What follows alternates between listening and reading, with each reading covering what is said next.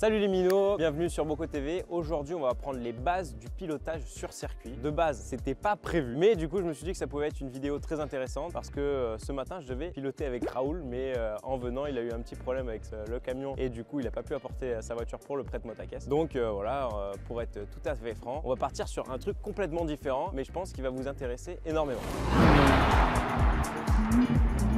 Donc la première des choses, c'est bien savoir se positionner dans une voiture, bien évidemment. C'est ce qu'on apprend aussi à l'auto-école. Donc venez avec moi. Donc la première chose à voir pour la position, bien évidemment, bon, c'est la hauteur. Mais là, sur cette voiture, on peut pas trop toucher la hauteur. En tout cas, moi, là, je vois très bien devant. Il faut être assez haut parce que, ben voilà, quand on est haut, on peut bien voir et bien comprendre le gabarit de l'auto pour être précis tout simplement au niveau du pilotage. Si on est trop bas, on voit pas trop ce qui se passe devant, on voit pas trop le gabarit de l'auto et du coup, on est moins précis. Enfin, je trouve. Par contre, après, faut pas être trop haut, faut pas taper le toit. Hein. T'as compris, Mino? Donc là, je suis bien au niveau de la hauteur. On va voir les pédales. Les pédales, donc là, ça se bouge pas. C'est avec le siège qu'on va pouvoir se rapprocher ou s'éloigner des pédales. Donc, si quand tu accélères, tu dois vraiment bouger le bassin, c'est pas très confortable. Et même pour le frein, si tu dois bouger trop le bassin, c'est pas confortable du tout. Donc là, en fait, il faut venir se rapprocher. Voilà. Pareil, si tu es trop près, là, tu vas avoir les genoux qui vont venir te gêner au moment de tourner le volant. Donc, en fait, il faut vraiment se mettre à la bonne distance pour pouvoir accélérer sans vraiment décoller le bassin et pouvoir freiner aussi en ayant assez de force au niveau de la jambe. Faut pas qu'on arrive en étant sur la pointe des pieds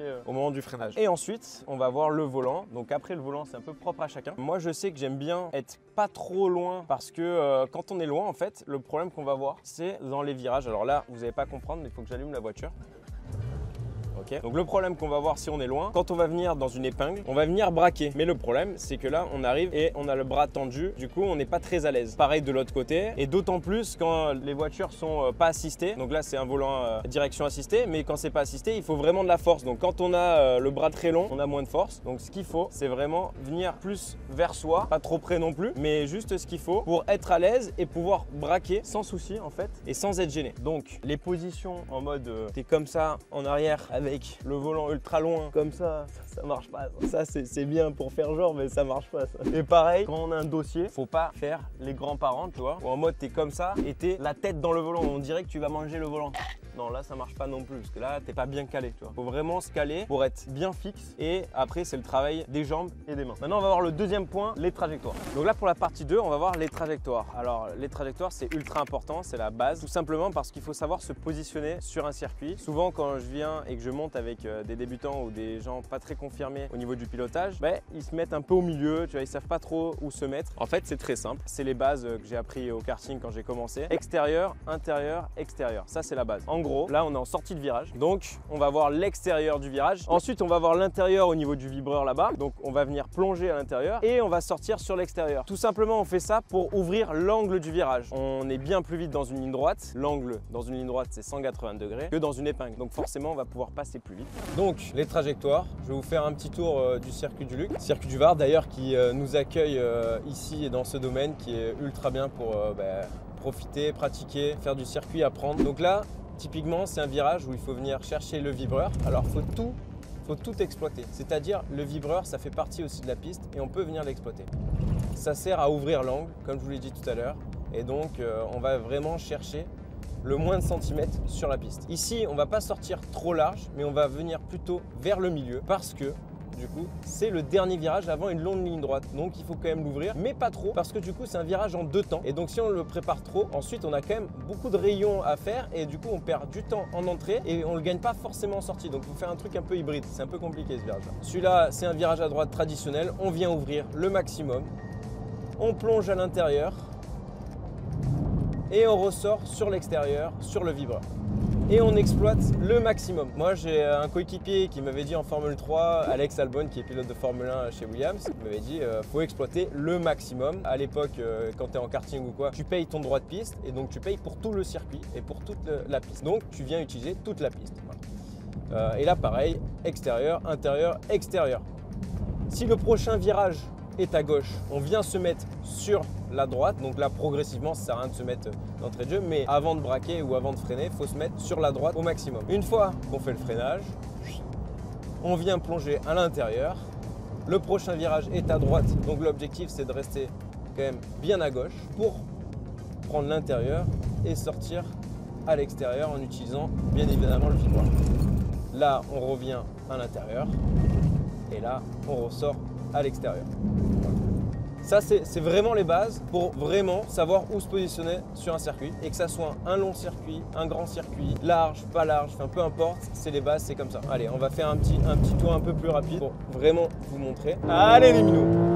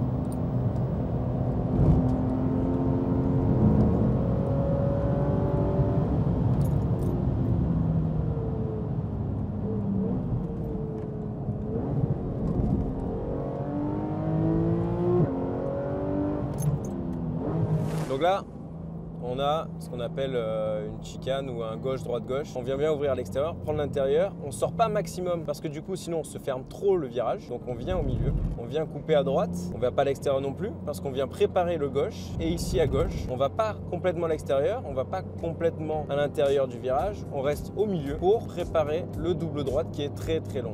Si par exemple, là, à la sortie, ça aurait été juste un droite 90, on aurait préparé au maximum. Mais là, vu que c'est un très long virage, ça sert à rien. Mais il faut quand même le préparer un minimum. Donc là, c'est un peu un virage hybride où il faut faire un truc entre les deux. Ici, c'est très simple. Extérieur en entrée, intérieur, au milieu, c'est un virage rapide classique, on vient exploiter le vibreur et en sortie aussi. Très important d'utiliser le vibreur. Et le vibreur, il te sert à quoi? Il te sert à te positionner dans la voiture parce que quand tu vas entendre le vibreur, que tu vas sentir les vibrations, tu vas savoir que tu es à la limite de l'herbe et il ne faut pas dépasser ça parce que du coup, tu perdrais beaucoup d'adhérence. Troisième point, c'est les points de repère. Sur un circuit, c'est ultra important d'avoir des points de repère parce qu'on arrive très vite, on arrive souvent à plus de 200 km/h, 250, ça arrive même 300 dans certaines voitures et à 300 km/h ou à 200 ou à 250, c'est très compliqué de savoir vraiment où on est sur la zone de freinage et d'être vraiment précis et de freiner tout le temps au même endroit parce que ce qu'on veut, c'est aller vite, mais aller vite sur plusieurs tours. Et pour aller vite sur plusieurs tours, il faut prendre des points de repère pour pouvoir être constant. On va avoir du coup, sortez de la voiture les minots, des points de repère. Donc là, on est en bout de ligne droite, on arrive très vite ici, on arrive à pas loin de 200 km/h et à 200 km/h, on a besoin d'un petit repère de freinage. Donc là, on va voir le panneau 100 juste ici. Alors en Formule 1, vous avez souvent 150, 100 et 50 mètres. Donc là, c'est le panneau 100 mètres avant d'arriver dans le virage. Généralement, quand tu arrives vite, c'est un bon point de repère. C'est pour ça qu'ils en mettent un seul ici parce que tu as des voitures qui vont freiner un peu plus tard, tu as des voitures qui vont freiner au 100 mètres, tu as des voitures qui vont freiner un petit peu plus tôt. Mais c'est très facile de savoir et de se dire, voilà, je freine 10 mètres après le panneau, 5 mètres avant le panneau. Donc c'est un très très bon point de repère en bout de ligne droite comme ça. Il y a d'autres virages où on va utiliser, par exemple, ça se peut d'avoir un début de vibreur, par exemple ici qui continue jusqu'à là-bas. Dans ce cas-là, quand il y a le début du vibreur qui commence ici, sur l'extérieur, il y a des pilotes qui vont se dire, moi, mon point de repère, c'est pas le 100 mètres, mais c'est vraiment le début du vibreur ou c'est peut-être 5 mètres avant le début du vibreur. Ça va être vraiment important pour ensuite progresser, par exemple, quand on va rentrer au stand, nous, en tant que pilote, et l'ingénieur va nous dire, voilà, tu as tel virage, par exemple, là, c'est le virage 8, imaginons. Virage 8, tu freines 5 mètres trop tôt ou 10 mètres trop tôt. Imaginons si toi, ton point de repère, c'était le début du vibreur ou c'était le début du 100 mètres, tu vas pouvoir dire, voilà, moi, par rapport à ce que j'ai fait avant, je sais que je vais devoir freiner 10 mètres plus tard. Mais si tu sais pas avant où était ton point de repère, tu vas pas pouvoir le corriger rapidement. Donc, on a des points de repère de freinage. Ça, c'est la base. Mais on a aussi des points de repère de braquage. Alors, sur des épingles ou quoi, ça aide pas énormément. Mais ça va aider surtout sur des virages rapides. Des virages où on va pas forcément freiner très fort ou très légèrement. Ça va être vraiment important. Par exemple, ce bout de ligne droite, je sais que à cet endroit-là, moi, je vais freiner et braquer au même moment. L'avantage, c'est qu'on a un gros pont avec marqué circuit du Var. Juste après le pont et juste avant ce vibreur-là, je vais commencer à braquer et à freiner légèrement. Ici, on sort du virage. Je sais que le point de braquage, c'est à la fin de ce vibreur-là. Bon, quand il n'y a pas de point de repère, où c'est compliqué, où il y a tout qui se ressemble, ben, on ne peut pas l'inventer. Bien sûr, on ne va pas prendre un commissaire de piste. Si le commissaire de piste peut bouger, l'ombre de l'arbre par rapport au soleil, le soleil tourne, on sait que c'est pas bon. Hein. Peut-être début de la journée, tu vas être bien. Fin de la journée, tu vas louper le frein de 20 mètres, tu vas pas comprendre. Tu n'as pas compris le milieu. Donc les ombres, tout ça, ça marche pas. Il faut vraiment un point fixe. Est-ce que je ferais pas un petit tour rapide là? Alors, point important aussi, c'est mettre les harnais parce que les ceintures comme ça te permet d'être bien maintenu. Et quand tu es bien maintenu, tu sens mieux l'auto. Parce que forcément, quand tu n'es pas bien attaché et que tu bouges dans le siège, parce que forcément tu prends des jets, ton corps il se balade un peu de partout et tu sais plus si c'est la voiture qui bouge ou si c'est toi qui bouge. Donc là, quand tu es bien attaché et que tu bouges pas, ben, tu sais que quand il y a des mouvements, c'est la voiture et donc tu es beaucoup plus précis. Donc je viens de mettre les harnais, c'est beaucoup mieux. Ok, donc là, juste après le pont, braquage et on rentre en freinant. Hop là, voilà. On maintient un peu plus de... Hop là. Et on drift.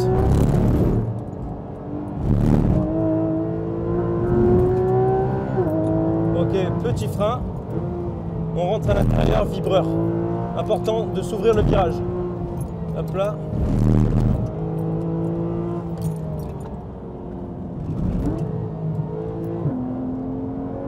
Et là, sortie. Et le freinage, je vais le faire juste un petit peu avant le 100 mètres.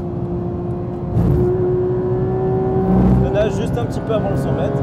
C'est son point de frein. Voilà, 5 mètres avant. Hop là.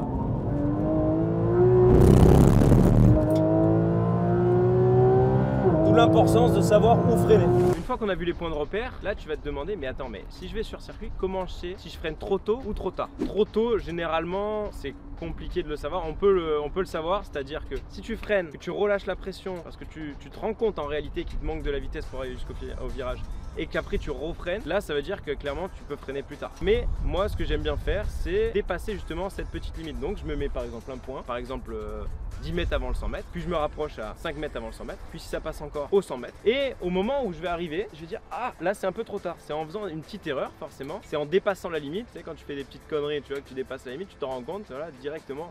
Voilà, bon ben là tu dépasses la limite, mais faut pas la dépasser de trop, sinon après quand tu fais une trop grosse connerie, on va dire, c'est pas bon dans tous les cas. Donc voilà, la petite connerie là, ça va être quoi? Ça va être louper par exemple la corde du virage. Donc la corde, c'est pas une corde que tu tires comme ça, c'est de venir à l'intérieur au niveau du vibreur ou au niveau de la ligne blanche à côté du vibreur, donc juste ici. Si tu freines trop tard, donc moi c'est ce que j'essaie de faire un petit peu pour vraiment sentir la limite, tu vas déjà d'abord louper un petit peu la corde du virage, donc tu vas pas être complètement à l'intérieur parce que tu arrives avec trop de vitesse et forcément tu vas pas pouvoir bien prendre l'intérieur. Et la deuxième chose, c'est que ça va retarder ton poids d'axel en sortie, donc tu vas pouvoir mettre l'accélération plus tard et on veut pas ça, surtout quand tu as des longues lignes droites derrière, parce que ici le point de frein ça dure 100 mètres, mais la ligne droite derrière c'est 500, 600 mètres par exemple. Donc tu as plus à perdre en attaquant trop le frein et en freinant trop tard que en freinant au bon point. Donc ce qu'il faut, bien sûr, c'est pas freiner trop tôt ni trop tard, mais c'est plus pénalisant de freiner trop tard que de freiner un poil trop tôt.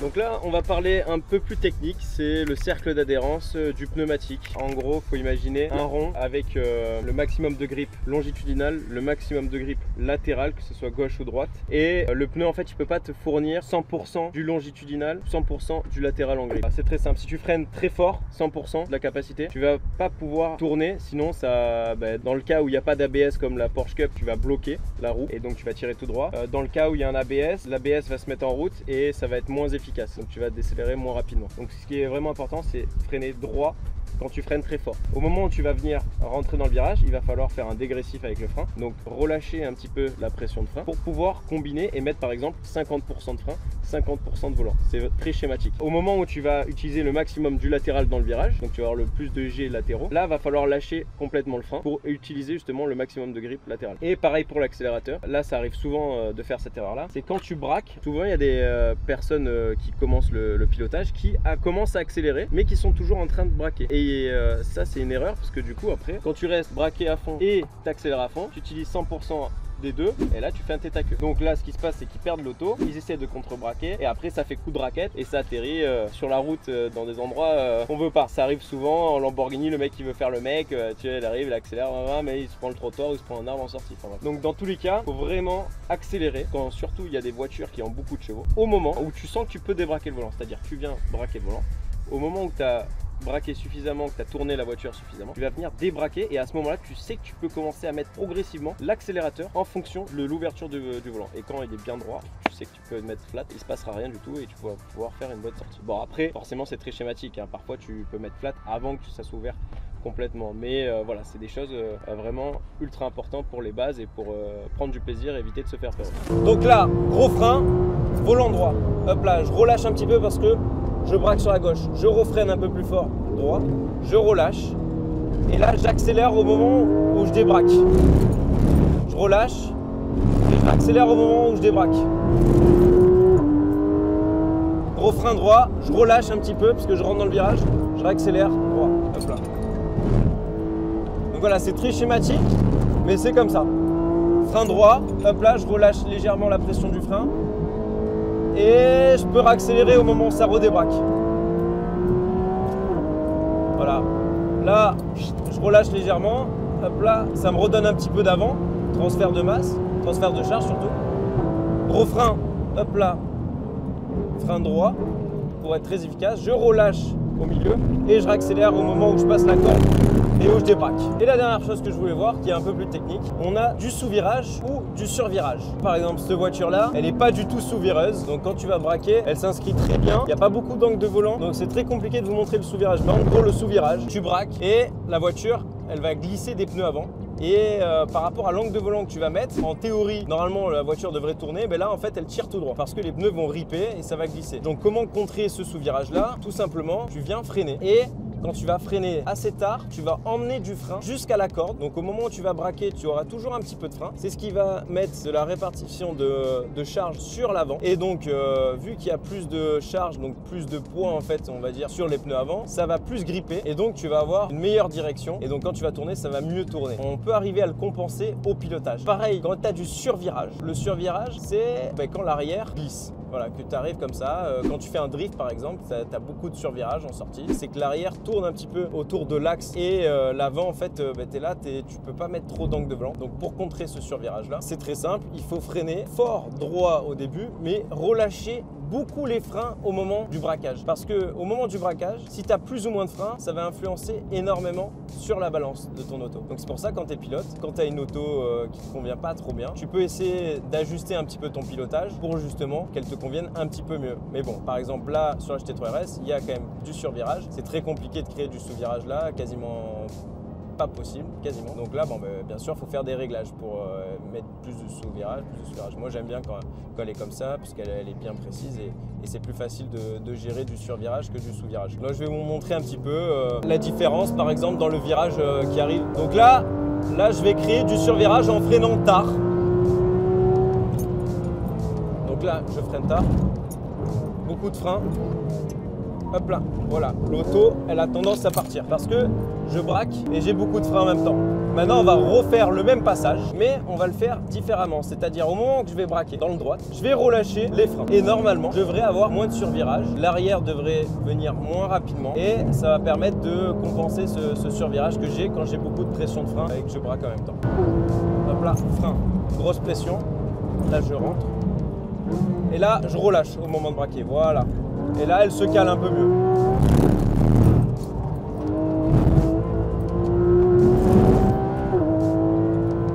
On peut faire quelque chose en tant que pilote pour arranger la voiture et pour que la voiture soit plus convenable. Si on a une voiture très survireuse, il faut mettre moins de pression de frein au moment du braquage. Donc pour ça, il faut soit freiner plus tôt, soit freiner fort, efficace sur la partie droite et relâcher beaucoup au moment où on va braquer. Comme ça va permettre de stabiliser et de mettre un peu plus de poids sur l'arrière. Et inversement, voilà, comme je vous l'ai expliqué, bien évidemment, c'est plus dur de contrer le sous-virage que le survirage, je trouve. Et généralement, une voiture trop sous-vireuse, c'est pas une voiture très performante. Après, il faut trouver le juste milieu, bien sûr. Là, je parle, mais il faut aussi qu'elle tourne, mais pas trop non plus. Il faut qu'elle te donne confiance. Si elle est trop survireuse, qu'à chaque fois au moment où tu veux braquer, ça survire, c'est pas bon non plus. Parce que souvent, ce qui se passe quand elle est trop survireuse et surtout au moment du braquage, du coup, tu oses pas mettre le volant, donc la voiture, tu la tournes pas réellement. Et quand tu arrives au milieu du virage, du coup, t'as pas fait la rotation dès le début du virage et d'un coup, en fait tu vas venir saturer le volant parce que tu n'as pas tourné la voiture, donc ça va passer en sous-virage. Donc ce qui est important pour les pilotes, c'est bien détecter est-ce que c'est du sous-virage lié vraiment au sous-virage ou est-ce que c'est du sous-virage lié au sur-virage que tu as eu en entrée où tu n'as pas pu faire la rotation de la voiture. Et dans ce cas-là, après, tu as du sous-virage milieu. Mais